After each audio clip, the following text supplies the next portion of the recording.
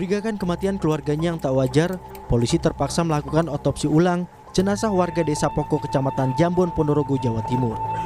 Dari permintaan oleh keluarga ini, polisi terpaksa membongkar lagi makam Jiono yang dilaporkan tewas akibat kecelakaan tunggal. Korban tewas pada April 2024 lalu. Dari cerita terduga pelaku dan rekannya, korban disebut kecelakaan saat mengendarai sepeda motor. Namun karena ada kejanggalan pada tubuh korban dan motor yang masih utuh, membuat keluarga curiga. Dari hasil otopsi ulang ditemukan sejumlah luka memar di kepala dan beberapa bagian tubuh lainnya. Dari puskesmas memang ada kesesuaian, ada luka memar di daerah kepala, kemudian di paha kiri, kemudian ada juga di dada bagian kanan, itu aja. Dari hasil penyelidikan, polisi akhirnya mengamankan 1 orang terduga pelaku utama dan 4 orang saksi. Disinilah terbongkar bagaimana akhirnya korban tewas. Pelaku mengaku terlibat cekcok dan perkelahian dengan korban hingga tewas. Untuk menutupi kasusnya, pelaku membuat laporan korban tewas karena kecelakaan. Cara pribadi masing-masing berkelahi dan kemudian menutupinya. Pelaku tersebut menutupi dengan cara menyebar berita kepada keluarga korban kecelakaan. Kelaka tunggal begitu. Kini polisi masih mengembangkan penyelidikan untuk mengungkap dugaan rekayasa penganiayaan hingga berujung tewasnya korban. Sejumlah saksi dan barang bukti terus didalami untuk mengetahui motif dibalik perkelahian korban dengan pelaku. Rastiawan, Kompas TV, Ponorogo, Jawa Timur.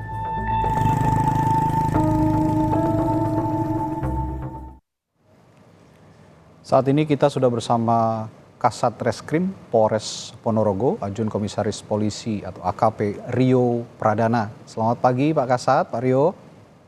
Selamat pagi, ya Pak. Baik Pak Rio, langsung saja ke pertanyaan saya ini, atas dasar apa sebenarnya polisi akhirnya menyidik kasus ini sebagai pembunuhan dan bukan kecelakaan, Pak Rio?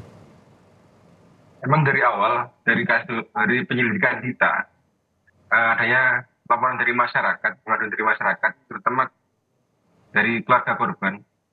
Kemudian kita dalami secara penyelidikan, ditemukannya fakta-fakta baru maupun alat bukti yang baru. Kemudian kita naikkan status menjadi kasus penyidikan. Karena perbuatannya yang menyebabkan kematian tersebut. Kejanggalan dan alat bukti maupun petunjuk yang kita dapatkan di lapangan sangat sesuai. Oleh karena itu, maka kita tingkatkan menjadi kasus penyidikan. Demikian. Baik, lalu motif dan modus pelaku apa saja Pak Kasat? Kalau motif-motifnya, memang dari pelaku dan korban itu sudah sering cekcok. Kemudian pada suatu hari, satu malam tersebut, mereka berdua ada pada kondisi setelah minum-minum keras, kemudian melaksanakan cekcok, beberapa cekcok kemudian, sehingga dapat timbulnya penganiayaan. Awalnya berkelahi, kemudian karena efek dari minuman keras tersebut, akhirnya salah satu dari mereka yang meninggal dunia. Oke, artinya pelaku dan korban ini saling kenal dekat sebetulnya ya Pak Kasat? Saling kenal. Baik, nah, sudah ada 1 tersangka, lalu pelaku bekerja sendirian sejauh ini menurut penelusuran polisi? Tersangka sudah ada, untuk melimanamkan karena adanya rekayasa. Habis dari penganiayaan, kemudian pelaku tersebut menutupi kepada keluarga dan tetangga semua. Artinya kejanggalan tersebutlah kita susun urut dari awal sampai pasca baru kita tetapkan. Oke, Pak Kasat, tadi di awal Anda juga sempat mengatakan bahwa diungkap karena disinyalir ada kejanggalan begitu. Nah, bisa dijelaskan juga kejanggalan apa saja sebenarnya yang ditangkap oleh polisi sejauh ini dalam kasus ini? Karena sejak awal kematian, dari pelaku langsung juga menyerahkan kepada keluarga korban bahwasannya keterangannya tersebut adalah laka tunggal. Kemudian seiring berjalannya waktu, kemudian keluarga korban melapor ke kepolisian juga ikut dalam menangani hal tersebut. Jadi proses penyelidikan. Yang pertama adalah hasil motor tersebut, karena bukan ada bekas laka tunggal, motornya ibaratnya masih standar lah. Dan kemudian ada luka-luka di kepala belakang dan pelipis bagian depan. Oke. Ya, lalu pertanyaan saya selanjutnya Pak Kasat. ini kan rentangnya 40 hari begitu ya, pada saat korban akhirnya dimakamkan gitu, sudah meninggal, lalu ada kecurigaan lain begitu. Nah, awalnya polisi meyakini ini kecelakaan tunggal karena memang diyakini si pelaku ini juga memberikan modus yang rapih begitu kira-kira ya Pak Kasat? Ya, betul sekali. Dan saat itu juga langsung dimakamkan oleh keluarga korban. Keluarga korban hanya percaya gitu sama pelaku. Oke. Nah, polisi juga tentunya kan dibantu oleh keterangan keluarga korban ya saat ini karena untuk mengungkap kasus ini. Nah, apa saja keterangan yang membantu untuk mengungkap kasus ini sejauh ini dari keluarga korban, Pak Kasat? Dari keluarga korban iya, karena sering berkumpul sama teman tersebut tuh termasuk pelakunya, dan kemudian sama sesama teman yang pada saat malam itu ikut minum-minuman keras. Oke, berarti keterangan itu yang benar-benar saat ini menguatkan polisi bahwa tersangka ini benar-benar diduga kuat sebagai pelaku begitu ya, Pak Kasat ya? Ya, betul. Ya, tersangka ini residivis atau bagaimana Pak statusnya selama ini? Punya catatan kriminal sebelumnya? Dari hasil penyelidikan kami bahwa tersangka bukan residivis, belum pernah melakukan suatu tindak pidana. Berarti pernah ada catatan kriminal ya Pak Kasat? Enggak. Oh tidak ada ya, tidak ada. Mohon maaf saya tadi kurang jelas mendengar soal Anda. Berarti tidak ada catatan kriminal, jadi baru kali ini terduga pelaku ini diduga melakukan tindak kriminal begitu ya Pak Kasat? Ya, betul.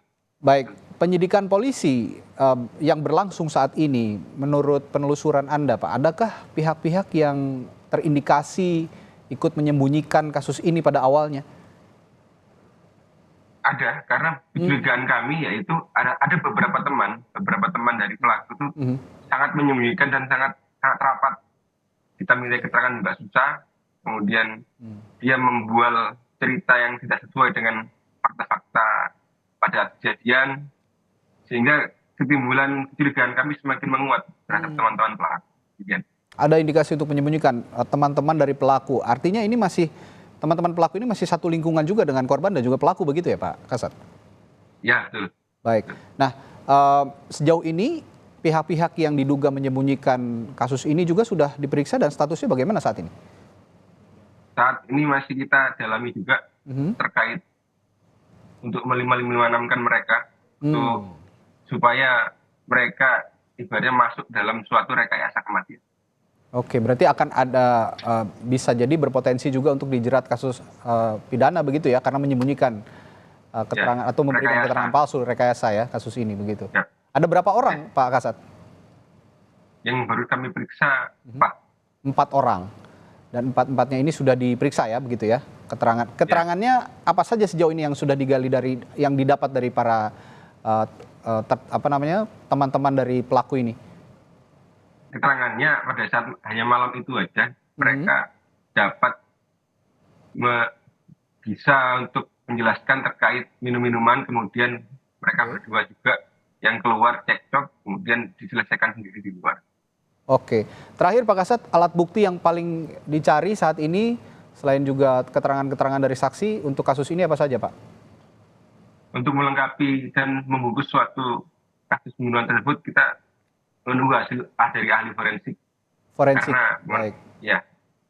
Ya, sudah berarti data-data apa kebutuhan-kebutuhan yang akan ditelaah oleh forensik ini sudah dikirimkan juga ya Pak saat ini? Untuk saat ini hasil hanya resim sementara, kita masih menunggu karena baru kemarin kita melakukan ekshumasi. Ya. Hasilnya kira-kira berapa lama Pak Kasat kalau menurut informasi dari forensik? Insya Allah seminggu jadi. 1 pekan ke depan akan tampak hasilnya dan akan semakin terang benderang kurang lebih begitu ya kasus ini nanti akan bisa diungkap dan dibawa ke pengadilan. Baik, terima kasih Kasat Reskrim Polres Ponorogo Ajun Komisaris Polisi Rio Pradana telah berbagi informasinya di Sapa Indonesia Pagi. Sehat selalu Pak, sampai jumpa lagi Pak Kasat. Terima kasih Pak.